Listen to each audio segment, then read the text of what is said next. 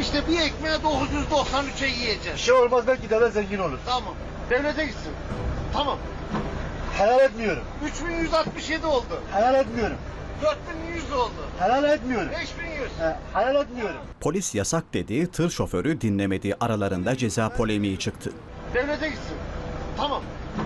Helal etmiyorum. 3167 oldu. Helal etmiyorum. 4100 oldu. Helal etmiyorum. 5100. Helal etmiyorum. Elinden geleni ardına da koyma.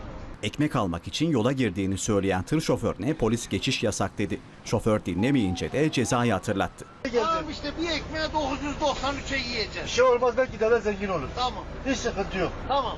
Ne diyeyim? Hiç kimsenin işi gücü kalmadı tırcılar. Tır şoförü hatasında ısrar etti. Hakkımı helal etmiyorum diye sitem etmeye başlayınca cezası yükselmeye başladı. İlginç diyalog böyle kayda geçti. Devlete gitsin. Tamam. Helal etmiyorum. 3167 oldu. Helal etmiyorum. 4100 oldu. Helal etmiyorum. 5100. Helal etmiyorum. Elinden geleni ardına da koyma.